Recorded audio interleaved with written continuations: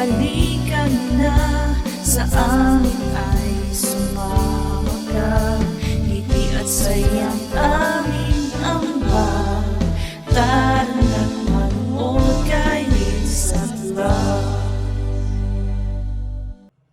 Oh, hi mga bro! Today po is Tuesday, 3 AM po dito sa Japan. Nandito ako sa baba kasi nagising ako in advance kay Papang. Gusto ko siyang i-preparean ng kape. Maglalagay lang ako ng kape sa baso para mamaya pagising niya, lalagyan niya na lang ng hot water. And pasensya na po pala sa recent vlog natin. Medyo negative vibes po. Pero promise, yun na po yung pinaka first and last this year. First and last na pagpatol ko sa basher. Kasi next year hindi ko alam. Gusto kong once in a year pumatol sa isang basher. Hindi naman talaga kailangan patulan, hindi naman talaga kailangan pansinin. Pero minsan, parang gusto mo rin siyang i-acknowledge ba? Kasi para maklear mo din yung mga bagay-bagay. Kasi alam niyo yun, pag may isang tao kasing nagkakalat ng negativity tungkol sa'yo, may mga taong mahahawa. Alam niyo yun, mahahawa kasi yung iba eh. So magiging negatibo na rin, kahit hindi ka kilala, magiging negatibo na rin yung thinking sa'yo, sa pagkatao mo. Kasi may isang taong nagsasabi ng kung ano-anong hindi naman dapat sinasabi. Kasi nga hindi totoo. So kailangan mong patulan. And super pasensya na po, medyo lutang pa yung utak kasi nga kagigising ko lang.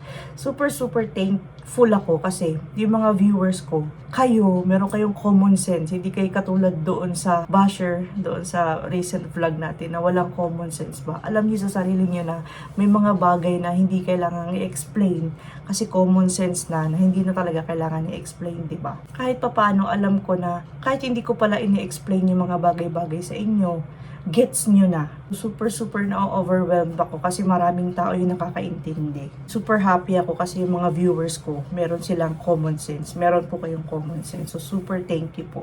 But anyways, nakalimutan ko palang sabihin doon sa mga luxury item na nabili ko. Tadaan! Yung aking rice cooker and yung thermos. Tadaan! One of my luxury item na nabili po sa aking life insurance. Naku po, pag nakita na naman to ng basher, lalong manggigigil sa pagmumukha ko. Ay bro ah.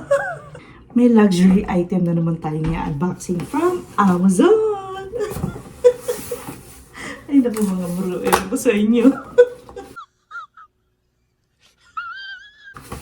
Excited na ba kayo kung ano itong luxury item natin? Our first luxury item of the day. Dami! O, diba? Mga may luxury ka nito. Second luxury item natin. Tadaan! Pantanggal daw ito ng mga ink. Kasi yung binili kong uniform ni Kuya Jake, may ink na agad sa gitna yung uniform niya.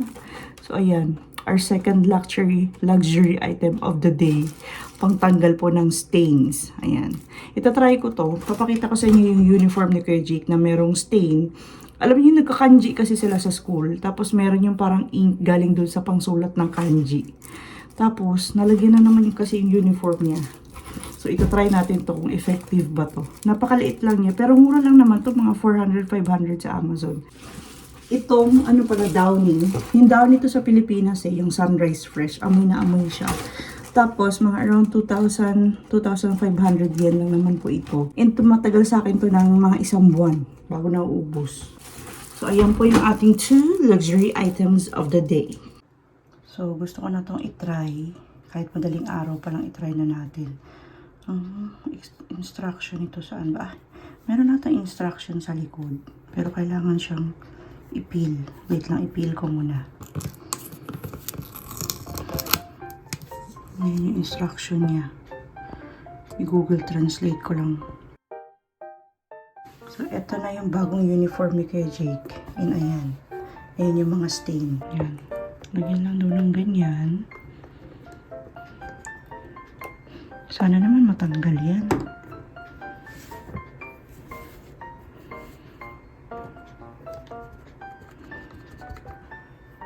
So, iwanan daw ito ng mga 3 minutes Pero yung malalaking ganito daw stain, 10 minutes daw yun iiwan. So, iwanan lang natin ng mga 10 minutes para sure.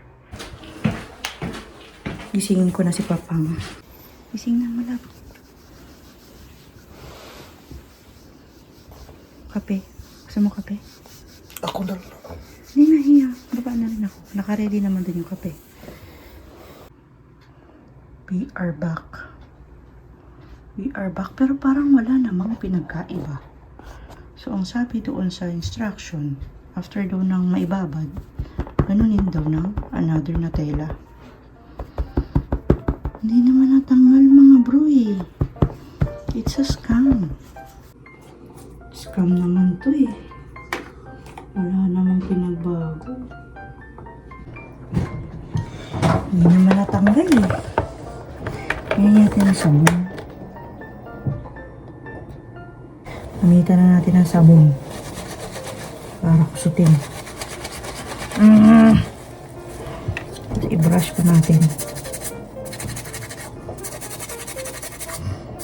Wale. Wale ito.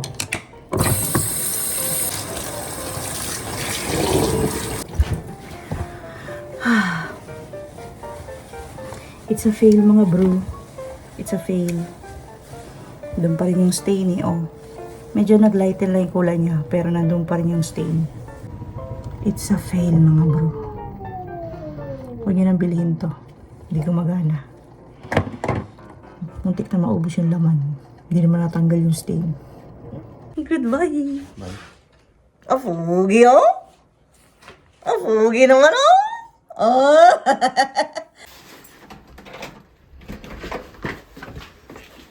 See you later. Nag-rain pa naman pa. May rain. Ano oras ka makauwi? 3 ata. 3. 3 p.m. Tapos mo na yan. Ako na yan. Ay, ay pagpaulan. Nag-rain. Parang monkey. Naku, papang. 4 a.m. pero maliwanag na po. Maliwanag na ang kalangitan. Kahit alas 4 pala na umaga. Nakakawaw yung pailaw na binili ko kay Papang. 7 p.m. nag-ilaw na yan. Ngayon 4 a.m. ganun pa rin. Malakas pa rin yung ilaw niya. Recommended ilaw para sa garden. Nakaalis na si Papang. Matutulog ako ulit. Pero bago ako matulog, gawa lang ako ng chia seeds ko. Yan. Mga 1 cup ng water. Lalagyan ng 1 teaspoon ng chia seeds.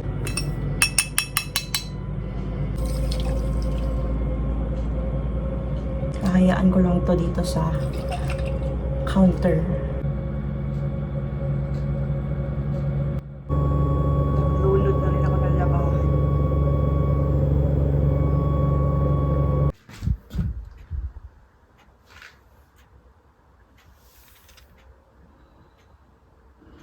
Jackie, kaya maghanap naman sa kwarto. Magising naman sa'yo si Jackie sa kumakay. Diyan ka dito ka lang. Dito ka lang kay kuya. Diyan ka lang. Bye. Tulog na tulog pa rin ang ating Jack-Jack. Yun, natatakpan na unan. Tulog-tulog pa rin ang baby. Basa lang muna ako ng mga comments ninyo. Super proud ako sa inyo mga bro, as in. Nakaka-proud kayo. Nakaka-proud pag meron kang viewer na marunong mag-isip, hindi mo na kailangang paliwanagan. Kaya nakaka-proud kayo.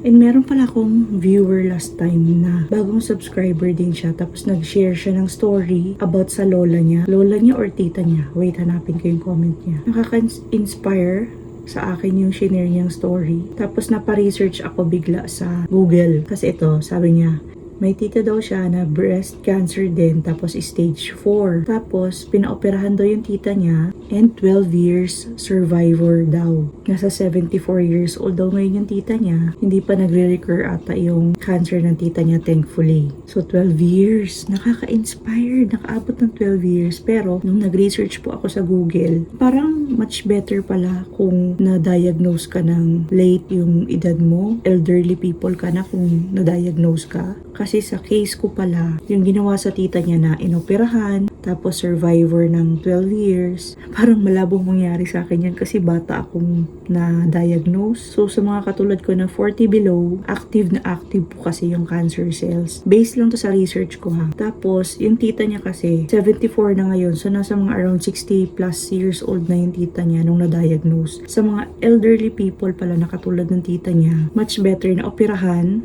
kasi yung cancer cells ng mga elderly people hindi na po ganun ka-active compared sa mga katulad ko na younger na na-diagnose, super active pa po ng cancer cells. And kaya din sinasabi ng aking doctor na hindi ko na kailangan magpa-opera. Kailangan na lang namin i-manage yung cancer cells ko kasi nga active. So, super nakaka-inspired pa din yung story niya. And super thank you kasi na-share niya. Shoutout ko siya today, si Prinsesa ni Tatay Oscar Loyola, 1891. Thank you po. So, yun lang po muna yung ating vlog today. Wala po tayong full day vlog kasi wala naman po tayong masyadong activity. And rainy day din today. Hindi tayo makapagpapaaraw mamaya. Gusto ko lang sabihin talaga na sorry po sa recent vlog, previous vlog natin na medyo negative vibes. Pero gusto ko lang din naman ilabas yung nandito sa dibdib ko para ma-clear na din yung ibang bagay na kahit hindi ko naman kailangan i-explain, kahit gets naman po ninyo. And alam ko naman sa sarili ko na kahit anong pag-i-explain ko, basta may taong ganun na ayaw sa'yo, hindi ka maiintindihan kahit ano explanation mo na gawin. So, okay lang yun. Ang importante na labas ko yung nandito sa damdamin ko. Kasi kapag hindi mo nalabas, ikaw yung kakainin yan. So, yung negative na nararamdaman mo, pupunta yan dito. So, magiging negative na yung thinking mo din. So, kailangan mo siyang ilabas. Yun yung ginagawa ko kapag medyo napupuno ako, nilalabas ko talaga. Kasi pag hindi ko nilabas, mananatili kasi dito yan eh. Hindi ikaw yung kakainin yan. May batang nagising. May batang nagising na naingayan na sa bibig ko. So, ganito na lang mga bro. Maraming salamat po ulit sa pag-intindi. Pasensya na. Una at huli this year. Baka next year may patulan na naman tayo. Yun lang po. Maraming salamat again sa panonood. Please like, comment, and subscribe. And always remember, whatever you are, be a good one. Bye-bye for now and see you again on our next one. Bye! Sa next vlog po ulit.